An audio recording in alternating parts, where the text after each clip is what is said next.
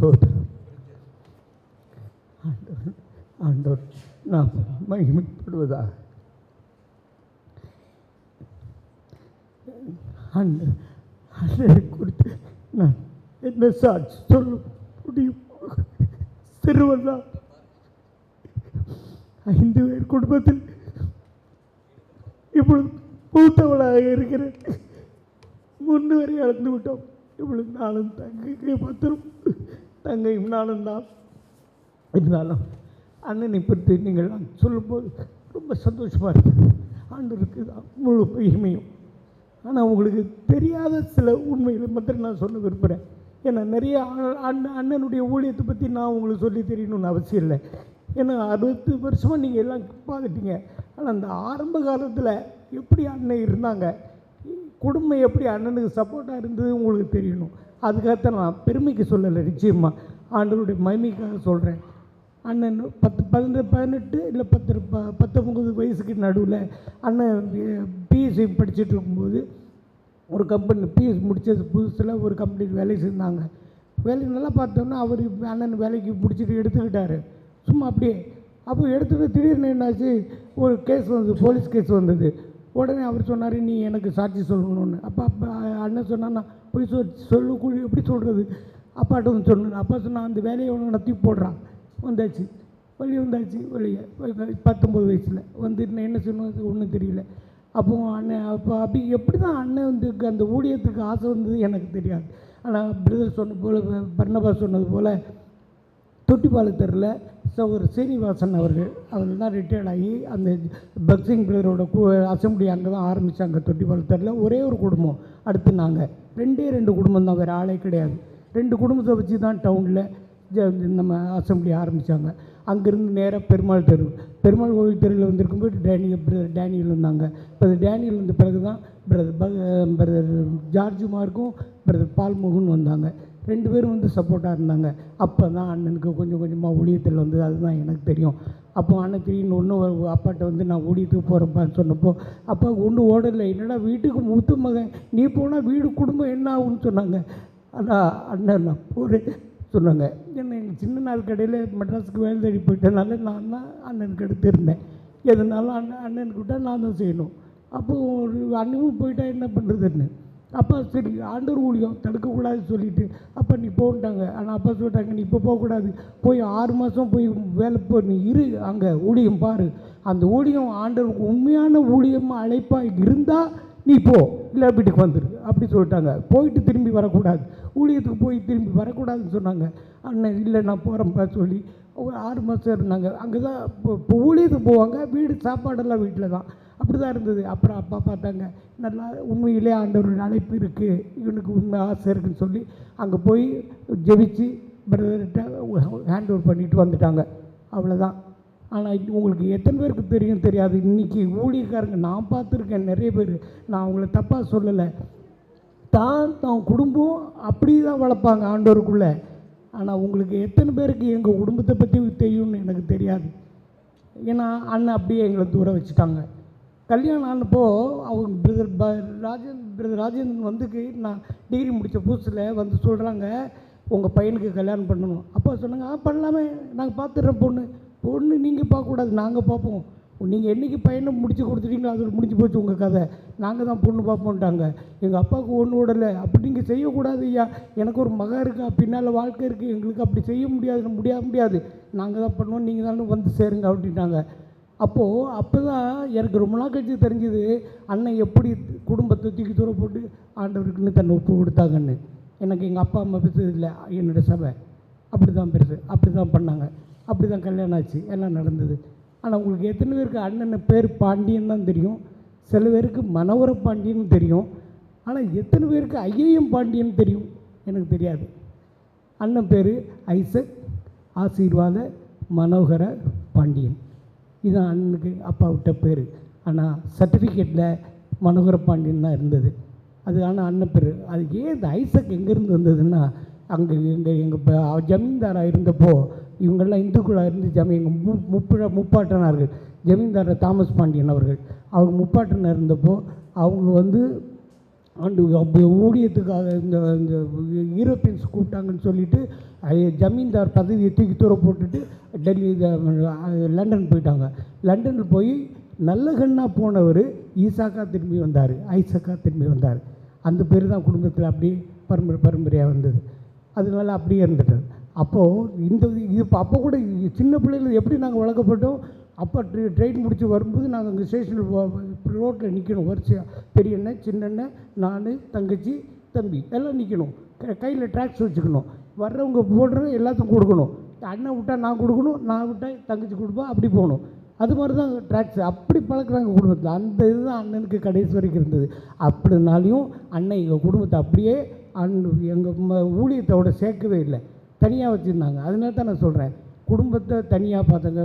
ஒரு பிரதர் சொன்னாங்க பிலிப்பியர் 4:13 பப்புல் சொன்னதா, வாழ்ந்திருக்கவும் தெரியும் தாழ்ந்திருக்கவும் தெரியும். எங்கள் அம்மா அடிக்கடி சொல்கிறது எங்களுக்கு சொல்லி கொடுத்துருக்காங்க. தலையணி இல்லாமையும் தூக்கம் தெரியும், தலையணி வச்சும் தூங்க தெரியும். எப்படி தூக்கினாலும் தூங்கணும், அப்படி தான் சொல்லி கொடுத்தாங்க. ஆனால் எனக்கு பொறுத்தளவு இல்லை, அண்ணனுக்கு தாழ்ந்திருக்க தான் தெரியும், வாழ்ந்திருக்க தெரியாது. தன்னை தாழ்த்தினார். சொன்னது போல் தன்னை தாழ்த்துகிறவன் உயர்த்தப்படுவான். தாழ்மை உள்ளவனுக்கு கர்த்தர் கிருபை அளிக்கிறார், பெருமை உள்ளவனுக்கு தான் கர்த்தர் வெறுப்பு காட்டுறார் இல்லையா, எதிர்த்து நிற்கிறார். அதனால் அந்த தாழ்மை வந்து அண்ணன்கிட்ட தான் கற்றுக்கணும். இன்னொரு பிரதர் அருமையாக சொன்னாங்க, அதாவது எபிரேயர் 13:7 தேவ வசனத்தை உங்களுக்கு போதித்து உங்களை நடத்தினவர்கள் நீங்கள் நினைத்து அவர்களுடைய அவர்களுடைய நடக்கை நன்றாய் வாழ்க்கை முடிவை நன்றாய் சிந்தித்து அவருடைய விசுவாசத்தை பின்பற்றுங்கள். அதுதான் நாங்களும் சொல்ல விரும்புகிறோம். எங்கள் அண்ணனை பின்பற்றாதீங்க, அண்ணனோட விசுவாசத்தை பின்பற்றுங்க. ஆண்டவருக்கு எப்படி ஆண்டவர் மேலே அண்ணன் விசுவாசமாக இருந்தாங்கங்கிறது நீங்கள் எல்லோரும் பின்பற்றணும். அதுதான் எங்கள் ஆசை. நான் இன்னும் நிறையா சொல்லலாம், பிறகு சொன்னேன்னா நேரம் இல்லை. ஆனால் இந்த பேக்ரவுண்டு உங்களுக்கு தெரிஞ்சிருக்கணும். அந்த பாக்ஸிங் 69 நினைக்கிறேன், 68 அதுக்கு முன்னாலேயே இருக்கலாம், சட்டன் இயர் எனக்கு நினைவில்லை. அவங்க இந்த இதில் சமாதானபுரம் அந்த மார்க்கெட்டில் பக்சிங் வந்து மீட்டிங் நடத்தினப்போ நாங்கள் வந்து அப்போ பெருமாள் கோயிலில் இருந்தோம், பெருமாள் கோயில் தெருவில். அப்போ மீட்டிங் நடத்தணும், ஜாமான் கொண்டு இறக்கணும். எங்கே இறக்கணும்? இன்னைக்கு பாளையங்கோட்டை முனிசிபாலிட்டிக்கு எதிராக உள்ள சத்திரத்தில் இறக்கணும். ராத்திரி 11 மணிக்கு மேலே ஊரே அடங்கின பிறகு ஒரு மாட்டு வண்டி எடுத்து மாட்டு தூக்கி தூர போட்டு ஒரு பக்கம் பிரதர் ஜார்ஜ் மார்க்கு, ஒரு பக்கம் பிரதர் பால்மோகன், பின்னால் நான் இன்னொரு பிரதர், இவங்க 2-3 பேர், நாங்கள் எல்லோரும் தான் என்னது சபை பிரதர் 2-3 பேர் அப்பா சபை, எல்லோரும் பின்னால் தள்ளி விடுவோம். கொண்டாந்து வண்டியில் நிறுத்தி பாத்திரங்கள்லாம் இறக்கி அந்த சத்திரத்தில் சாப்பாடுக்கு எல்லாம் சமைஞ்சு எல்லாம் பண்ணோம். பக்சிங் மீட்டிங் முடிஞ்சுது, எல்லாம் முடிஞ்சுது கரெக்டாக. அது வரைக்கும் ஒரு தொந்தரவு ஒன்றும் இல்லை. கரெக்டாக பக்சிங் முடித்து மீட்டிங் முடியுது, 4 மணிக்கு மீட்டிங் சுவிட்ச் ஆகுது. காலையில் ஒரு ஆள் இறக்குறாரு. அது வரைக்கும் எங்கள் ஊழியத்துக்கு எந்த தடங்கும் இல்லை. அது மாதிரி அப்போ ஜார்ஜ் மார்க்கை பற்றி நான் இன்னொன்று சொல்லணும். அவர்கிட்ட நான் கற்றுக்கிட்ட பாடம், ஊழியத்துக்கு வந்தாச்சுன்னா சுகம் துக்கம்லாம் பார்க்கக்கூடாது. அதாவது செருப்பு இல்லாமல் கடைசி வரைக்கும் நடந்தார். எனக்கு தெரிஞ்சு அவர் என்றைக்கு செருப்பு போட்டார்னு எனக்கு நினைவில்லை. அவர் ஊழியத்துக்கு வந்து இல்லை, நிறைய செருப்பே போட மாட்டாங்க ஜார்ஜ் மார்க்கு. அப்படியே வரும், வீட்டுக்கு வந்தாலும் செருப்பு இருக்காது. பால்மோகனாவது செருப்பு போடுவார், இவர் செருப்பு கூட போட மாட்டார். ஆனால் வீடு பூரா இந்த வசனம் பூரா அப்படி எழுதுறது பெனியல்லையும் சரி, அங்கே நம்ம பெருமாள் கோயில் தெருவிலையும் சரி, அந்த வசனத்து இதில் பூரா அசம்பிளியில் எழுதுறதெல்லாம் ஜார்ஜ் மார்க் அவ்வளோ அருமையாக எழுதுவார். அவ்வளோ பியூட்டிஃபுல் ஹேண்ட் ரைட்டிங், பெயிண்டிங் அப்படி பண்ணுவாங்க அவங்க. அந்த ஊழியர்கள்லாம் நேரில் பார்த்ததுனால தான் எனக்கு நல்ல அந்த இதில் ஊழியத்துக்கு நான் வராட்டாலும் அந்த வசனங்களில் அந்த மாதிரி அவங்க கருத்து இந்த சபையில் ஈடுபாடு எனக்கு ரொம்ப இருந்தது. நான் துபாயில் இருந்தப்போ கூட நான் ஒரு நல்ல பொசிஷனில் தான் இருந்தேன், கவர்மெண்ட்டில் எல்லாம் இருக்கட்டும். ஆனால் எனக்கு சர்ச்சில் வந்த உடனே அந்த காலையில் வந்த உடனே அந்த சிலுவையெல்லாம் காலையிலே போய் தொடச்சி பாலிஷ் போட்டு பளபளன்னு ஆக்குறது, சர்ச்சு முடிச்சோடனே இந்த சேரெல்லாம் தூக்கி வைக்கிறது.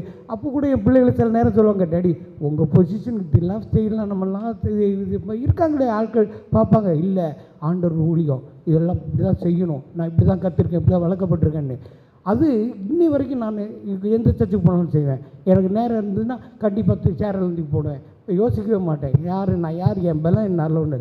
அது எல்லாம் நீங்கள் எதுக்காக நிச்சயமாக பெருமைக்காக சொல்லலை.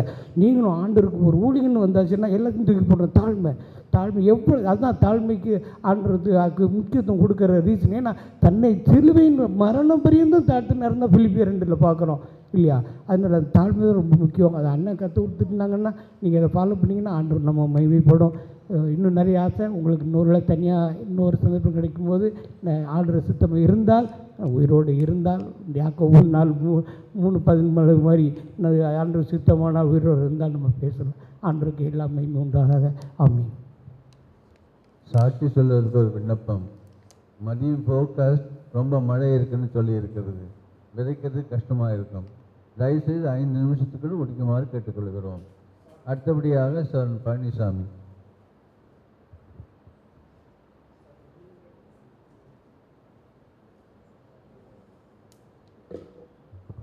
நம்முடைய கர்த்தர் ரட்சகருமாகிய இயேசு கிறிஸ்துவின் பிதாவாகிய தேவனுக்கு ஸ்தோத்திரம் உண்டாதாக.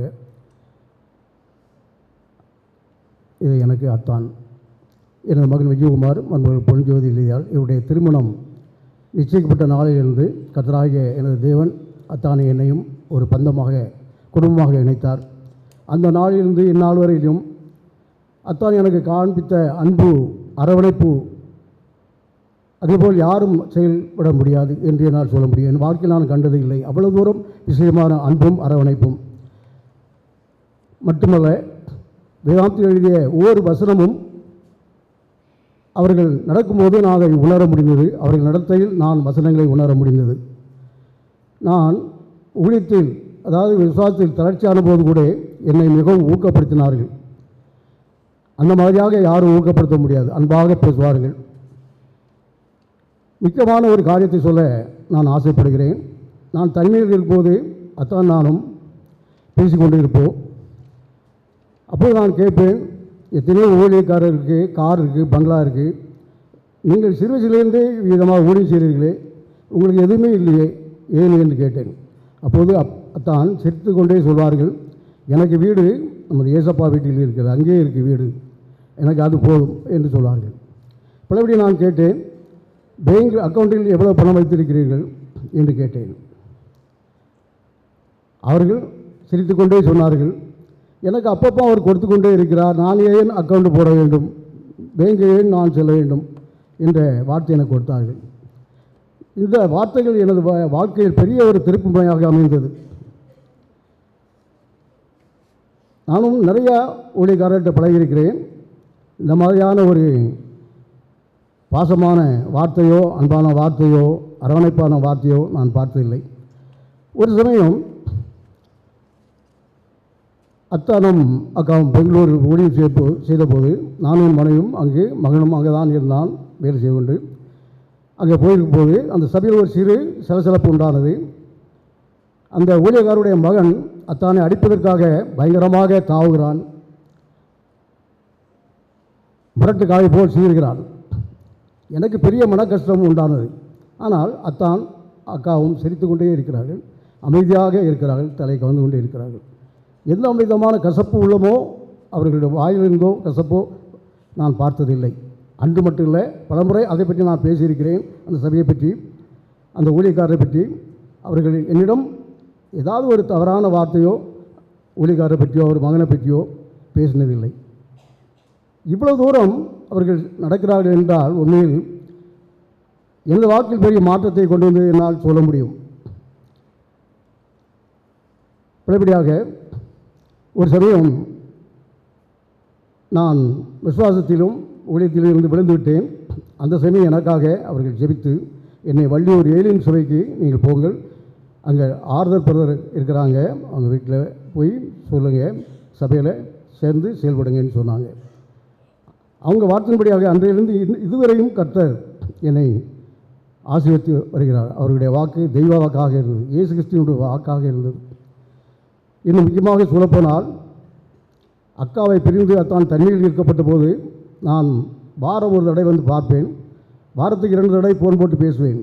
அவ்வாறு பேசும்போது அத்தான் நீங்கள் சுகமாக இருக்கிறீர்களா என்று நான் கேட்டால் அவர்கள் பதில் என்ன சொல்வார்கள், அத்தான் நீங்கள் சுகமாக இருக்கிறீர்களா என்று கேட்பார்கள்.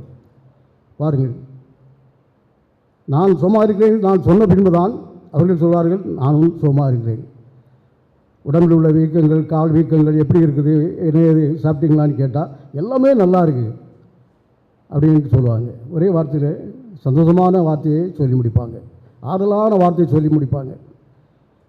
மட்டுமல்ல, நான் இங்கே அத்தானிற்கு வாசம் பண்ண இடத்திற்கு நான் வரும்போது வர்றதுக்காக ஃபோன் போடுவேன்.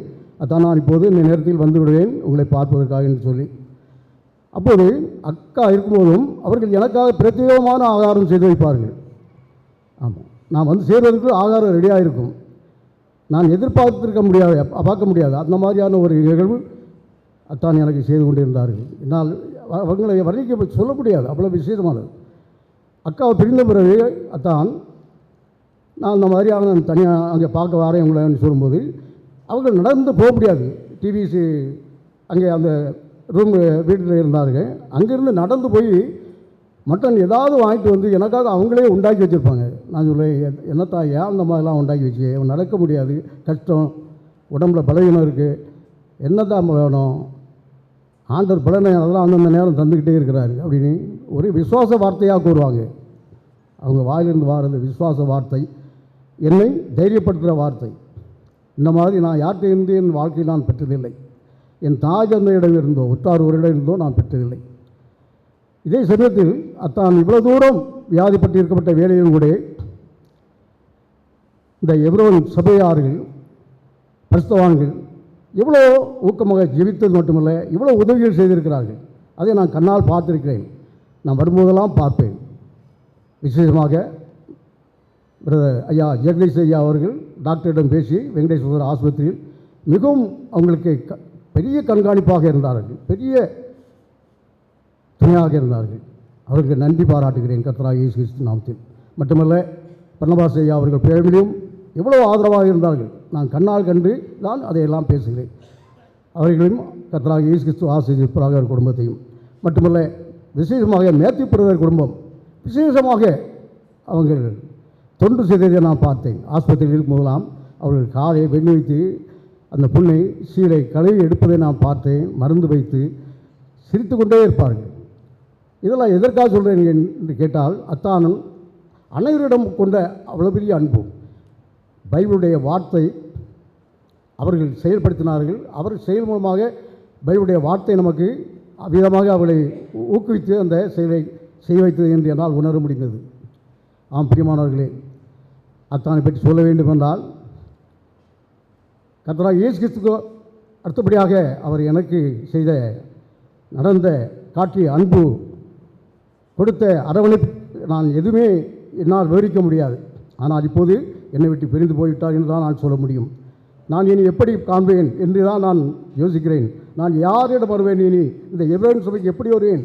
என்னை ஊழியத்தில் எடுத்து பயன்படுத்தினார்கள், எனக்கு யாருமே இல்லையே, என்னை விட்டு இருந்த ஒருவரும் போய்விட்டார்களே என்ற மனக்குமுறல் எப்போதும் இருந்து கொண்டே இருக்கிறது. அனைவருக்கும் நன்றி தெரிவித்து கர்த்தராகிய இயேசு தாம் வாழ்த்தப்பட மாட்டோம். சார் விஜயகுமார்.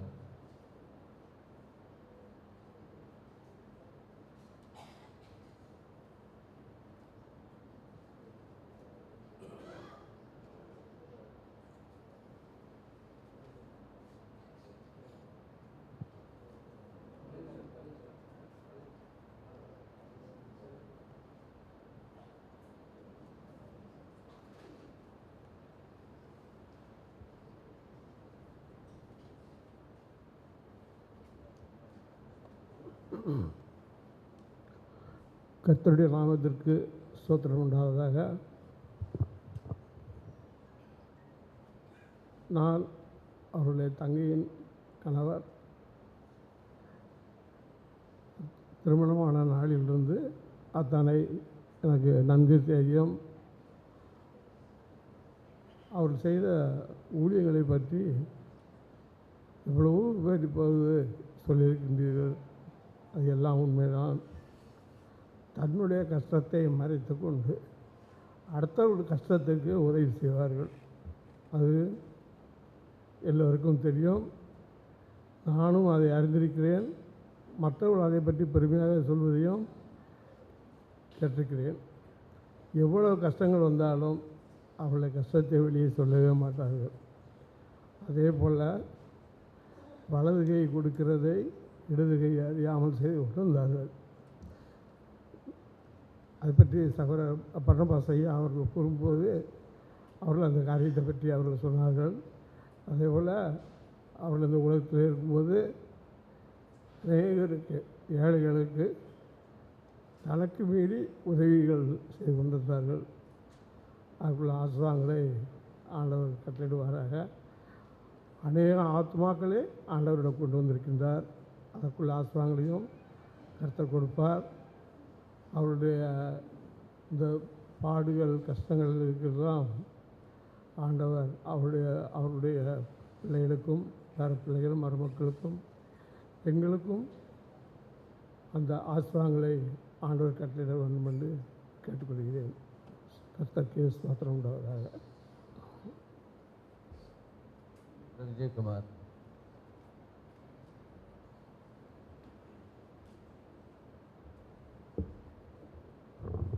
வேதத்திலிருந்து 2 வசனங்கள் மாத்திரம் வாசிக்கலாம். முதலாவதாக 2 தீமோத்தேயு 4ஆம் அதிகாரம் 5, 6வது வசனங்கள். நீயோ எல்லாவற்றிலும் மனத்தெளிவு உள்ளவனாயிரு, தீங்கு அனுபவி, சுவிசேஷனுடைய வேலையை செய், உன் ஊழியத்தை நிறைவேற்று. ஏனென்றால் நான் இப்பொழுதே பானபலியாக வார்க்கப்பட்டு போகிறேன். நான் தேகத்தை விட்டு பிரியும் காலம் வந்தது.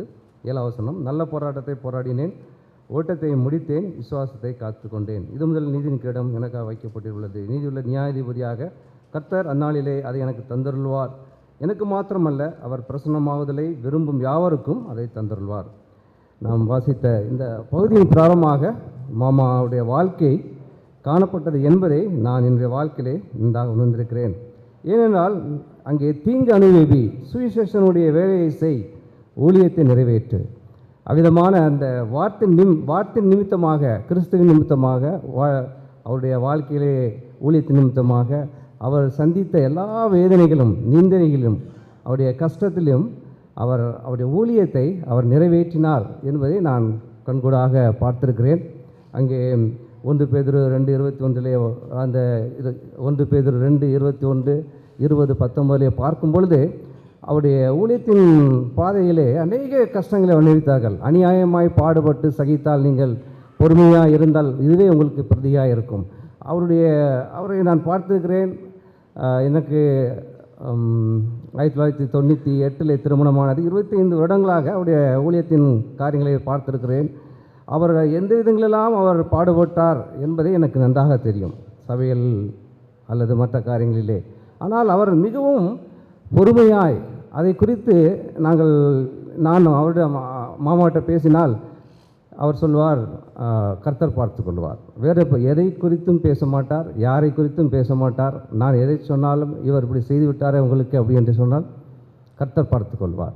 இருக்கட்டும் இல்லை லிடியாவாக இருக்கட்டும், எந்த காரியத்தை குறித்தும் யாரையும் குறித்தும் ஊழியத்து நிமித்தமாக வருகிற காரியங்களை யாரை குறித்தும் அவர் சொல்ல மாட்டார்கள். அவ்வளோ அந்த பொறுமையை, அவங்கள் பாடுபட்ட அந்த பொறுமையை அவர்கள் அவ்விதமாய் சகித்தார்கள் என்பதை நான் அவர்களுக்கு மருமனாக இருந்தும் அவர் கண்கூடாக நான் பார்த்து என்னுடைய வாழ்க்கையிலே அநேக காரியங்களை நான் என்னை சரி செய்து கொண்டே வந்தேன். அவர்களை பார்த்து அவ்விதமான அவருடைய எக்ஸாம்பிள், அவருடைய மாதிரி. அதே 1 பேதுரு 2:21 வாசிக்கிறோம். கிறிஸ்துவின் மாதிரியை, அந்த அடிச்சுவடுகளை, அங்கே கிளனங்கள் சொன்னது போல சபையின் பக்தியங்களுடைய அந்த அடிச்சுவடுகளை அவ்விதமாக பின்பற்றின ஒரு ஊழியக்காரர் என்பதை நான் கண்டுகொண்டேன். அது மாத்திரமல்ல, அங்கே பிலிப்பங்கள் உயிரோடு இருக்கும் நாள் வரைக்கும் அவரை கவனித்திருக்கிறேன். மிகவும் அதிகமான பாசம் உள்ளவராக, மாமா மீது மிகவும் அதிகமான ஒரு பாசம் உள்ள ஊழியக்காரராக பிலிப்பங்கள் இருந்ததை அநேக வேளையிலே நான் பார்த்திருக்கிறேன். ஏனென்றால் இவருடைய பின்பற்றினார் என்பதை நான் அறிகிறேன். 2வதாக உபசரிப்பு. அவர் உபசரிப்பிலே நான் எத்தனை பேரோ பார்த்திருக்கிறேன். அவ்வளோ அன்பாக உபசரிப்பார்.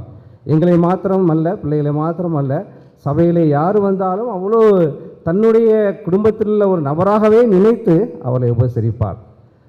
நாங்கள் 25 வருடங்களாக எங்களுக்கு நியூ இயருக்கு மாமாவே ட்ரெஸ் எடுத்து ஸ்டிச் பண்ணி வைத்திருப்பார். எங்கள் அளவெல்லாம் அவருக்கு நன்றாக தெரியும். பிள்ளைகள் வந்த உடனே போய் எடுத்துகிட்டு வாங்க, போய் நியூ இயர் ட்ரெஸ் எடுத்துகிட்டு வாங்க அப்படின்னு சொல்லுவார். ஆனால் இந்த வருடம் அவரால் முடியவில்லையோ என்று நான் நினைத்தேன். அப்படியல்ல, அவர்கள் கொடுக்குற அந்த டெய்லர் கூட இந்த வருடத்தில் இல்லை என்பதாக கேள்விப்பட்டேன். ஆக அவ்விதமாக கடைசி மூச்சு வரை தங்களுடைய பிள்ளைகளுடைய அந்த அந்த காரியத்திலே அவர் மிகவும் கவனமாக இருந்தார் என்பதை நான் உணர்ந்திருக்கிறேன். அது மாத்திரமல்ல, மிகவும் உதாரத்தனமாக ஒரு தாராளமான அவருடைய கிரியைகள் கொடுப்பதிலே அநேகருக்கு அவர் உதவி செய்வதை நான் கண்டிருக்கிறேன், பார்த்திருக்கிறேன். ஆனால் ஒருபோதும் அத்தார் எனக்கு இளைப்பாறுதலை கொடுத்தது போல் கர்த்தர் அவனுக்கு கிருபையும் இரக்கத்தையும் கட்டளையிடுவாராக என்று அங்கே பவுல் சொல்லுகிறார். அதே விதமாக எத்தனையோ குடும்பங்கள் இப்பொழுதோட அப்பா சொல்லி கொண்டிருந்தார்கள். அநேக குடும்பத்தார் அவர்களுக்கு விதமாக உதவி செய்தார்கள் என்பதாக. உப்புல்லாத இட்லி தான் அவர் சாப்பிட வேண்டும். அந்த 3-4 வருடங்களாக நான் பார்த்துருக்கிறேன். ஜெகதீசன் வீட்டிலிருந்து சாந்தாக்கா கொடுத்து விடுவதை விதமாக ஒவ்வொருவரும் குடும்பத்தாராக ஒவ்வொரு குடும்பமாக அவர்களுக்கும் அவர்கள் பணிவிடை செய்தார்கள் என்பதை அறிந்திருக்கிறேன். அது மாத்திரமல்ல, அநேகர் வீடுகளை சுத்தம் அநேகர் சிஸ்டர் சீலி மற்றும் சிஸ்டர் இந்திரராணி இவர்களெல்லாம் அவர்களுக்கு அப்போது உதவி செய்வதை நான் இந்த நாட்களை பார்த்துருக்கேன். இன்னும் அனைவரும் செய்திருக்கக்கூடும், அது உங்களுக்கு தெரியும். நான் பேர் சொல்ல விட்டாலும் மன்னித்து விடுங்கள். அது மாத்திரமில்லை, இந்த கேர்டேக்கர்ஸ் நம்ம பெரிய மாமா பெரியவங்க வயதில் மூத்தவங்க முதல்ல மரியாதை செலுத்த வேண்டும். ஆனால் எனக்கு முன்பதாக அவர் எழுந்திருந்து வாங்க மருமகன் அப்படின்னு சொல்லுவாங்க. அதை கடைசி வர இப்போ எழும்பாமல் அவர் சேர உட்கார்ந்திருந்தாலும் அந்த சத்தம் அப்படியே கேட்கும். அவ்விதமான உபசரிப்பதிலும் கனம் பண்ணுவதிலும் அவர்கள் மிகவும் முன்னோடியாக, மற்றவர்களுக்கு ஒரு மாதிரியாக முன்னோடியாக அவர் காணப்பட்டார். அது மாத்திரமல்ல, சபையிலே கடந்த 17ஆம் தேதி மழை எல்லாருக்கும் தெரியும், தொடர்ந்து மழை பெய்து கொண்டே இருக்கிறது. 10 மணி ஆகிவிட்டது. சபைக்கு செல்ல வேண்டும். வெளியே கொண்டு வர வேண்டும் என்றால் வீல் சேரில் தான் சுற்றி கொண்டு வர வேண்டும். அந்த சமயத்தில் யாருமே இல்லை அந்த 10 மணிக்கு உள்ளே வருவதற்கு. பிரதர் மேத்யூ தான் உள்ளே இருந்தார், அதை கூட நான் கவனிக்கவில்லை. ஆனால் மாமா சொன்னார்கள், மறுமனை நீங்கள் என்னை கையை பிடிச்சி விடுங்க, நான் நடந்துடுவேன் அப்படின்னாங்க. இல்லை மாமா, மழை பெஞ்சிட்ருக்கு, கொடையை பிடிச்சிக்கிடுறேன் அப்படின்னு, வீல் சேரில் வச்சு கூப்பிட்டு போகிறேன் அப்படின்னு. இல்லை நீ கையை பிடிச்சிடுங்க, நான் நடந்துடுவேன். ஆனால் நடந்து வந்தார்கள். நடந்து வந்து படியில் ஏற முடியவில்லை, அப்படியே உட்கார்ந்து விட்டார்கள். பிறகு பிரதர் பார்த்து ஓடி வந்து நாங்கள் தூக்கி இங்கே கொண்டு வந்தோம். அப்படி முடியாத பட்சத்திலும் நான் சரியான நேரத்திலே சபைக்குள்ளாக நான் இருக்க வேண்டும் என்பதிலே அவர் உறுதியாக இருந்தார்கள். அவ்விதமான அவருடைய அந்த ஆவியின் உற்சாகம்தான் அவர்கள் நடக்க முடியாத சூழலிலும் நடந்து வந்தார்கள். இவ்விதமான அநேக காரியங்களை அநேகர் கண்டிருப்பீர்கள், அநேகர் சொல்லக்கூடும். ஆனால் நான் சுருக்கமாக நேரம் குறைவாக இருப்பதனால் இந்த சுருக்கமான இந்த சாட்சியை நான் முடித்துக்கொள்கிறேன். கர்த்தர் தாமே இந்த சாட்சியை ஆசீர்வதித்து வருவாராக. ஆமென். சகோதரி லிடியா.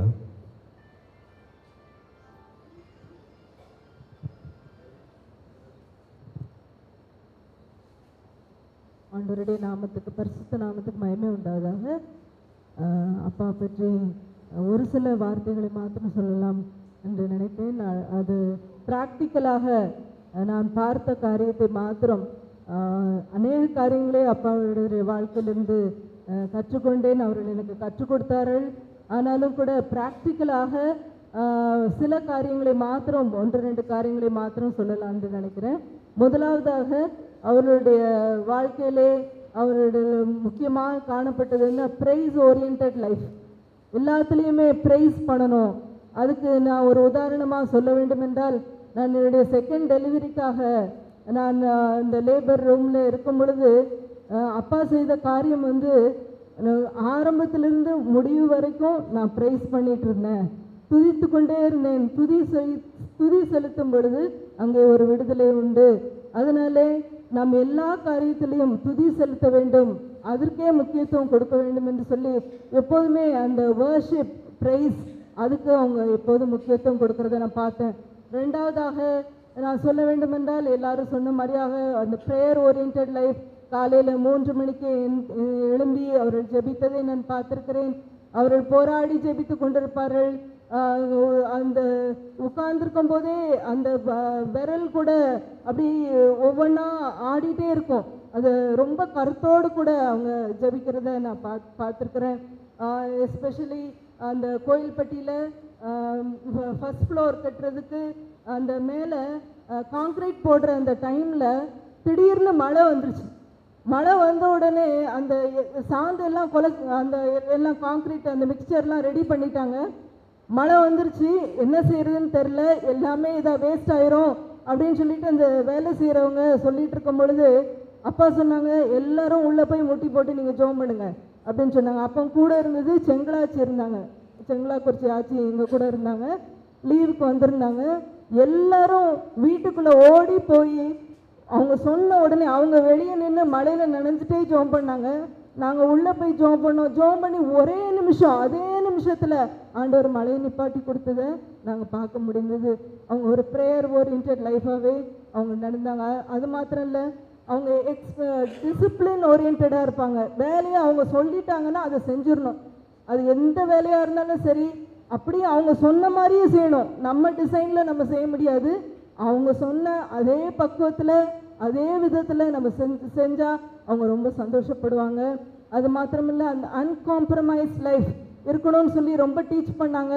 அது என்னுடைய செகண்ட் ஸ்டாண்டர்ட்லேயே ரொம்ப ஆணித்தரமாக அப்பா சொல்லி கொடுத்தாங்க. ஒரு நாள் ஸ்போர்ட்ஸ் டே, செகண்ட் ஸ்டாண்டர்ட் படிக்கும் பொழுது முதலாவதாக கொஞ்ச தூரம் ஓடி போகணும். அங்கே இருக்கிற ஒரு பவுடர் முகத்தில் போடணும். போட்டுட்டு கொஞ்ச தூரம் ஓடி போய் அங்கே ஒரு ட்ரெஸ் இருக்கும், அந்த ட்ரெஸ்ஸை போட்டுட்டு அப்புறம் யார் ஃபைனலாக ஓடுறாங்களோ அவங்க தான் வின்னர்னு சொல்லியிருந்தாங்க. ஆனால் அந்த அந்த இதில் என்னை செலக்ட் பண்ணிட்டாங்க. நான் ஃபஸ்ட்டு வந்துட்டேன். ஆனால் ஃபைனலில் என்ன சொன்னாங்கன்னா எக்ஸ்ட்ரா ஒன்று ஆட் பண்ணாங்க. அந்த பவுட்ரு போட்டுட்டு அப்புறம் ஒரு சின்ன பொட்டு எடுத்து தலையில் அந்த நெத்தியில் வச்சுட்டு ஓடணும்னு சொன்னாங்க. அப்போ ஒரே நிமிஷம்தான் அந்த கிளாஸ் டீச்சர் வந்து சொன்னாங்க, உங்கள் பொண்ணு செலக்ட் ஆகிட்டா, ஆனால் ஒரு நிமிஷம் அந்த ஒரு வேலை அதையும் செஞ்சுட்டான்னா ஃபைனல்ஸில் போகலான்னு. அப்பா சொன்னாங்க, எந்த நிமிஷமும் கிடையாது, ஆண்டவருக்கு பிரியமானது இல்லைன்னு தெரிஞ்சா அது 1 இருக்கலாம், 2 இருக்கலாம், ஒரு தடவையாக இருக்கலாம், 2 தடவையாக இருக்கலாம், செய்யக்கூடாதுன்னா செய்யக்கூடாது. அந்த கேம்ல இருந்து என்னைய வெளியே எடுத்துட்டாங்க. அந்த வருஷம் எனக்கு ப்ரைஸ் கிடைக்கல. ஆனாலும் கூட அப்பா அதில் பர்டிகுலராக இருப்பாங்க. அப்புறம் இந்த ரோட்டில் கூட இந்த சில சமயம் அந்த விக்கிரங்களை கொண்டு போகிறதுக்கு அந்த கொட்டு சத்தம் கேட்கும். எனக்கும் ஐசக்கும் ரொம்ப ஆசையாக இருக்கும், அது என்ன ரோட்டில் இருக்குது போகிறதுன்னு வேடிக்கை பார்க்கலாம் கூட இருக்கும். ஆனால் அப்பாவை மீறி நாங்கள் அந்த வீட்டுக்கு இதை தாண்டி கதவை தாண்டி நாங்கள் போக முடியாது. அவங்களுக்கு பிடிக்காது. அது பேய்த்தனத்துக்கு எடுத்த காரியங்கள், அது சும்மா வேடிக்கையாக கூட பார்க்கக்கூடாது. அதை நீங்கள் அதை பார்க்கவே கூடாது, அது எட்டி கூட பார்க்கக்கூடாதுன்னு சொல்லிட்டு விட மாட்டாங்க. அது அந்த கோயில்பட்டியில் உள்ள இந்த ஸ்ட்ரீட்டில் உள்ள அந்த வசிக்கிறவங்களுக்கு கூட தெரியும், உங்கள் அப்பா இருக்கிறாங்க, நீங்கள் வர முடியாது, நீங்கள் உள்ளே இருந்துக்கோங்க அப்படின்னு சொல்லிட்டு அவங்களே சொல்லுவாங்க. அது மாதிரி டிசிப்ளின் ஓரியன்டாக இருந்தாங்க. அடுத்ததாக கிராஸ் ஓரியன்ட் லைஃப், அதாவது எப்போதுமே அவங்க கிராஸு தான் அவங்க ஸ்பெசிஃபை பண்ணுவாங்க. அவங்களுடைய டீச்சிங்ஸ்லேயும் அவங்களுடைய ப்ராக்டிஸ்லேயும் அதை நான் பார்த்துருக்கேன்.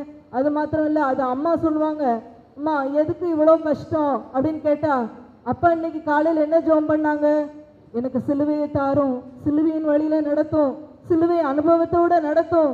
அந்த கிராஸ் ஓரியன்ட் லைஃபே அவளுடைய மெயின் மோட்டிவாக இருந்தது. அது மாத்திரம் இல்லை, ப்ராமிஸ் ஓரியன்ட் லைஃப், அதாவது வாக்குத்தத்தத்தை பிடிச்சிட்டாங்கன்னா அது எல்லா ஜபத்துலேயும் அந்த வாக்குத்தத்தம் வரும்.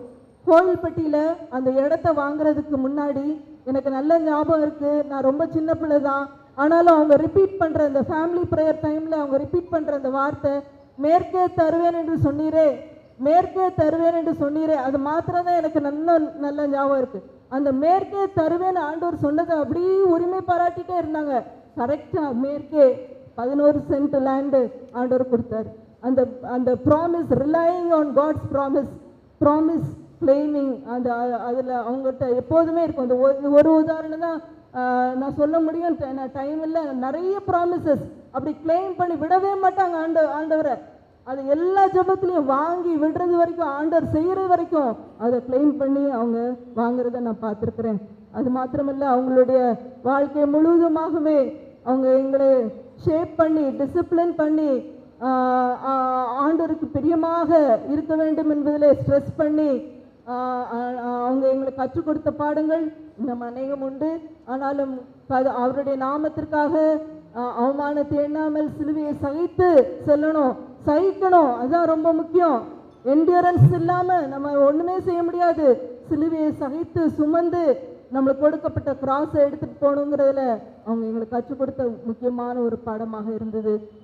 இந்த காரியங்களில் நாங்களும் தொடர்ந்து எங்களுடைய வாழ்க்கையில் பின்பற்றி ஆண்டவருடைய நாமத்தை மாத்திரம் மகிமைப்படுத்த, இது எந்த விதமான ஒரு காரியத்துக்காகவும் இல்லை, மிகவும் தாழ்மையோடு இந்த காரியங்களை நாங்களும் பின்பற்ற எங்களுக்காக ஜெபிக்கும்படி அன்போடு கேட்டுக்கொள்கிறேன். தேவன் தாமே இதை ஆசீர்வதிப்பார்.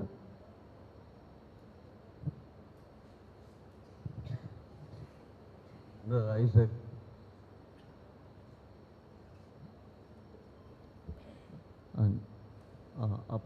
இந்த வேளையில் அப்பா குறித்து பேசணுன்னா அது அவங்களுக்கு பணிவிடை செய்கிறது ஒரு பெரிய பாக்கியமாக நான்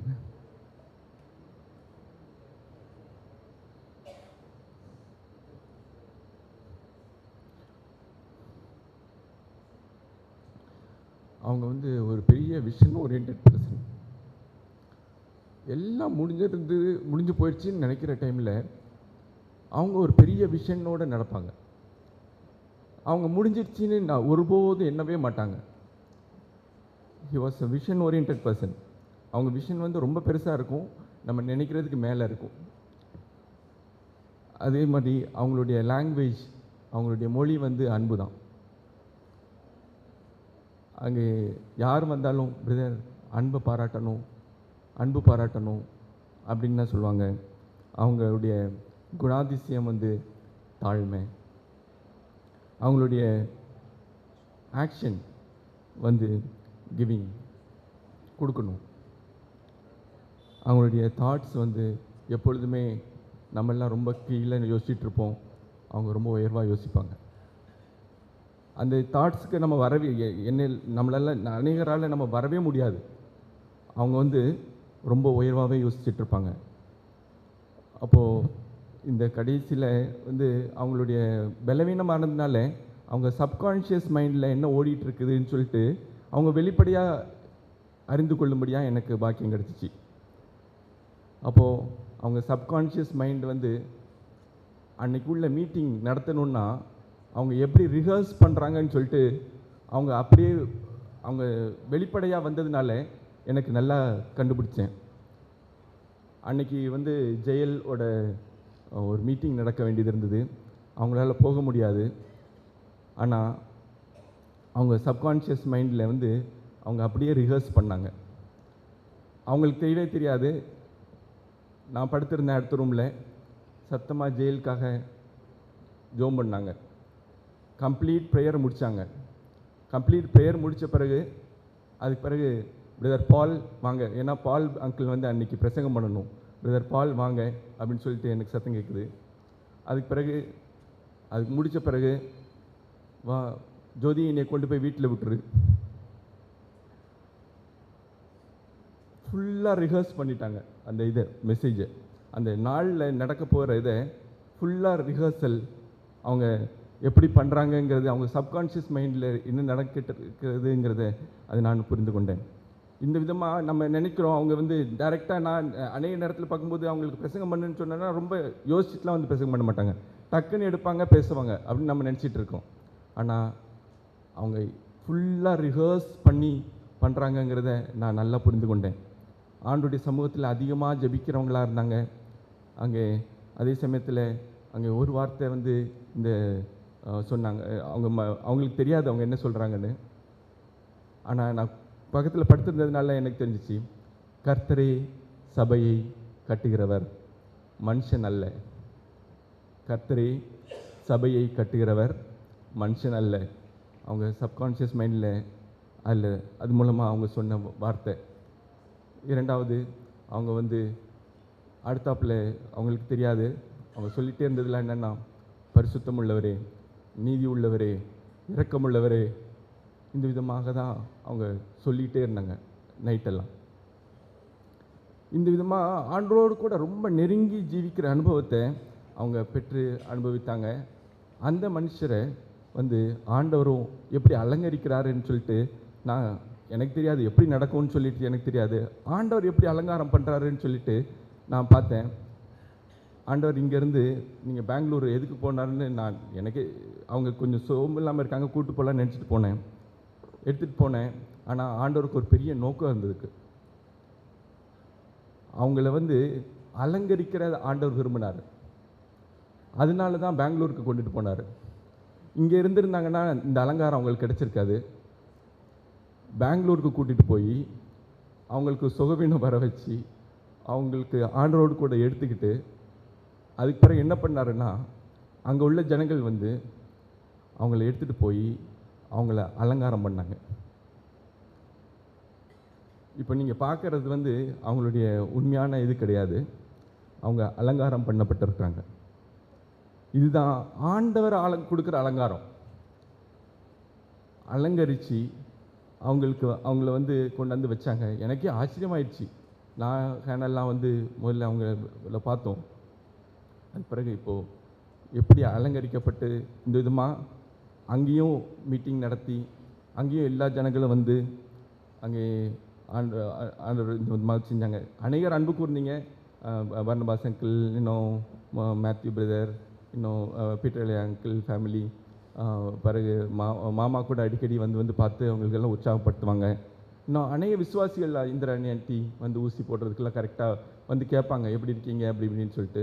பிறகு ஜெய்சில் சிஸ்டர்லாம் ஃபோன் பண்ணி எப்படி இருக்கீங்க துரைசமல் பிரதர்லாம் கேட்டுகிட்டே இருப்பாங்க. இந்த விதமாக எல்லாரும் அநேகர் வந்து அன்பு பாராட்டினீங்க. உங்கள் அன்புக்கு நாங்கள் மிகவும் அவங்க அன்பு அதிகமாக காண்பிச்சாங்க, நீங்களும் அன்பு பாராட்டினீங்க. உங்களுக்கு ரொம்ப நன்றி உடையவனாக இருக்கிறேன். அங்கே அவங்கள கனம் பண்ணி வந்த குயில் அங்கிளுக்கும் ஃபெலிக்ஸ் அங்கிளுக்கும் கூட நன்றி செலுத்தி, இன்னும் அநேக விசுவாசிகளாக வந்திருக்கிறீங்க. ராபின்சன் பிரதர்லாம் கூட வந்திருக்கீங்க, கிளென் அங்கிள்லாம் வந்திருக்கிறீங்க, சேகர் அங்கிள்லாம், அவங்களுக்கெல்லாம் பால் அங்கிள்லாம் வந்திருக்கீங்க. ஸோ உங்களுக்கெல்லாம் ஊழியக்காரர் அநேகர் வந்திருக்கிறீங்க, ரவி நத்தானியல் அங்கிள்லாம் வந்திருக்கிறீங்க. உங்களுக்கு நன்றி செலுத்தி, அங்கே சம்பத்குமார் அங்கிள் கூட வந்திருக்காங்க. எல்லாருக்கும் எங்களுடைய நன்றியை செலுத்தி, சித்தப்பா அஸ்வின் சித்தப்பா வந்திருக்காங்க. இன்னும் அம்மாவோட உடன் பிறந்தவர்களும் வந்திருக்கிறீங்க. உங்களுக்கெல்லாம் என்னுடைய நன்றியை தெரிவித்துக் கொள்கிறேன். தேவன் நம்மை ஆசீர்வதிப்பாராக. சிஸ்டர் ஹேனா.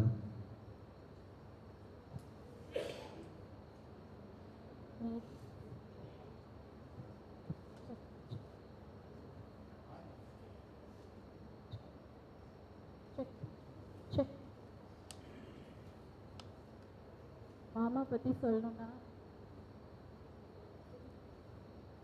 மாமா பார்த்தது வாழ்க்கை. 3 மணி 4 மணிக்கெல்லாம் எழுந்துச்சி ஜோம் பண்ணுவாங்க. பெங்களூரில் இருந்தப்போ திடீர்னு வந்து காலையில் 5:30 மணி 6 மணி 6:30 மணிக்கு எழுந்துச்சி நான் போகணும், விசிட்டிங் போகணும் அப்படின்னு போயிடுவாங்க. அத்தை திட்டுவாங்க, இந்நேரம் போய் போனீங்கன்னா போகிற வீடு திறந்துருக்கணும்ல, அவங்க தூங்கி முழிக்கணும், இல்லை பாரம் இருக்குது நான் போகணும் அப்படின்னு போயிடுவாங்க.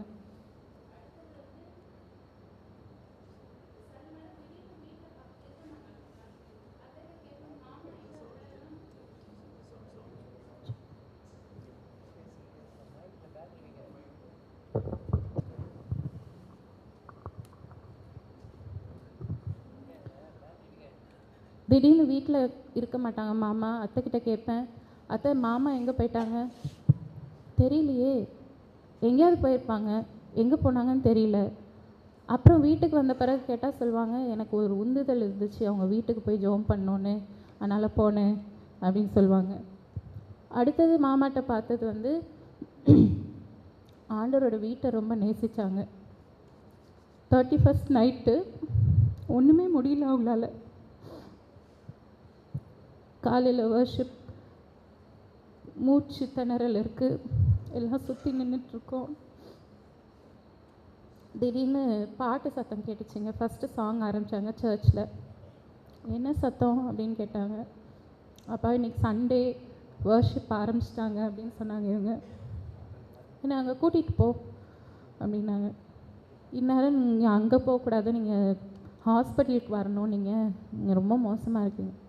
வரமாட்டேன், ஏன் அங்கே கூட்டிகிட்டு போ.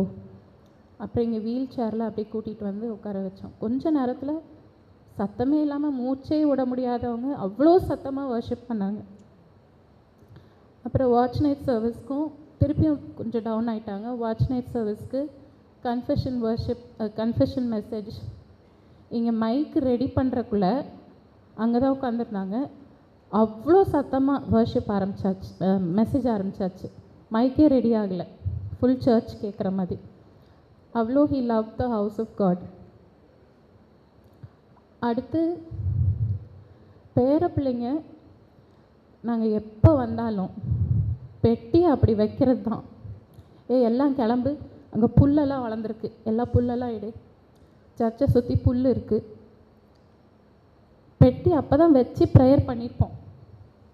அதுக்குள்ளே புல்லெல்லாம் இது பண்ணோம்.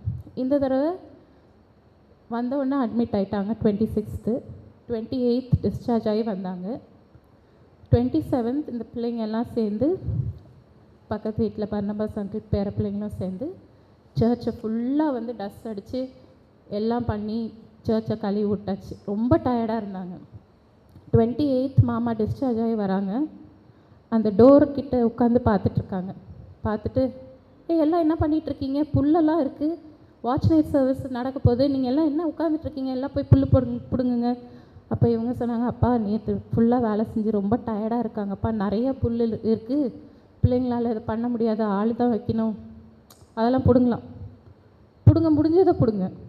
அதாவது ஆண்டவரோட வீட்டில் பிள்ளைங்க வந்து வேலை செய்யணும், பிள்ளைங்களும் அவங்க சொன்ன உடனே செய்யணும், செய்ய வச்சுருவாங்க, நோன்றதே கிடையாது. அதே பேரண்ட்ஸை நாங்கள் சொன்னால் கேட்க மாட்டாங்க. ஆனால் தாத்தா சொன்னால் என்ன டயர்டாக இருந்தாலும் சரி அவங்களும் எழுந்துச்சி செஞ்சுருவாங்க.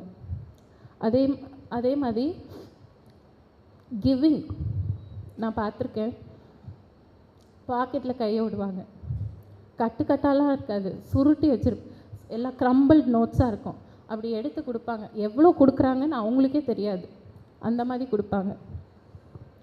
அப்புறம் ஒவ்வொரு தடவை வரும்போதும் வீட்டுக்கு பிள்ளைங்களுக்கும் இன்ஸ்ட்ரக்ஷன், பேர பிள்ளைங்களுக்கு என்ன பண்ணணும், எப்படி வேதம் வாசிக்கணும். இந்த தடவை வந்திருந்தப்போ திடீர்னு ரெஃபரன்ஸ் சொல்லி, நீ இந்த வசனம் சொல்லு, நீ சொல்லு பார்க்கலாம். அப்புறம் ஏதாவது ஒரு வசனம் தெரியலனா, இந்த வசனம் கூட தெரியலையா, மனப்பாடம் பண்ணி இப்போ சொல்லணும் அப்படின்ட்டுருவாங்க பேர பிள்ளைங்களை. உடனே இம்மீடியட்டாக அவங்க மனப்பாடம் பண்ணி சொன்னால் தான் விடுவாங்க, இல்லைனா விடவே மாட்டாங்க. இந்த தடவை வந்து பெங்களூர் போகும்போது எவ்ரி டைம் வந்து நோ சொல்லிடுவாங்க. நான் பேசி பார்ப்பேன், அவங்க பேசி பார்ப்பாங்க.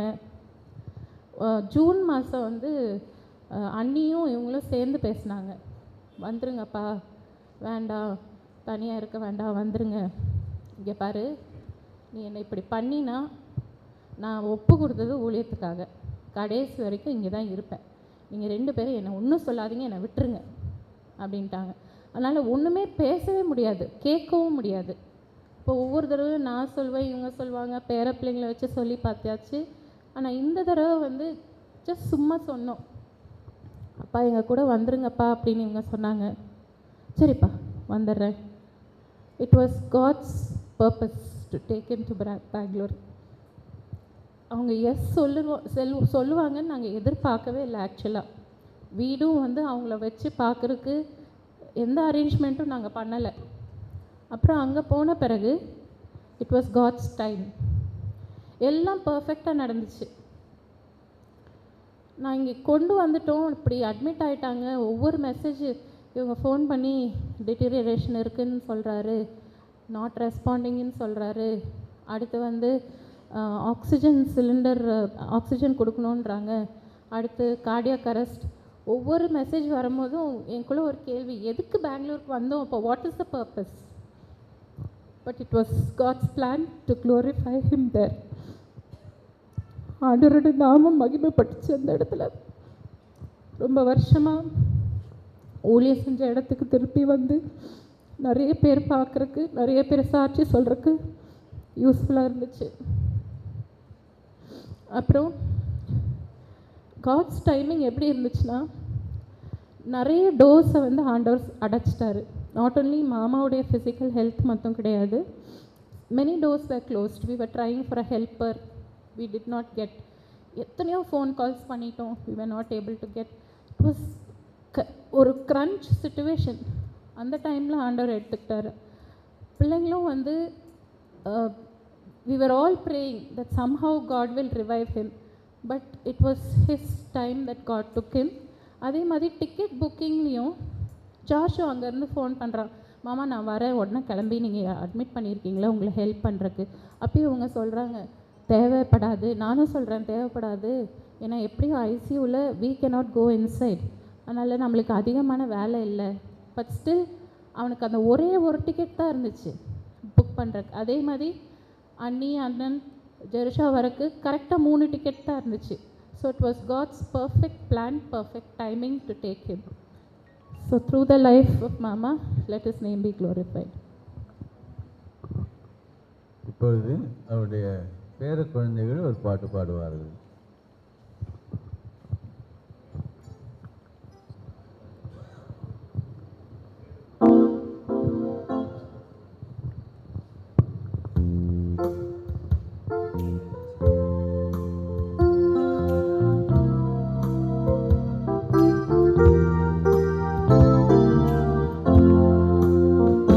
There's a land that is fairer than day, and by faith we can see it afar.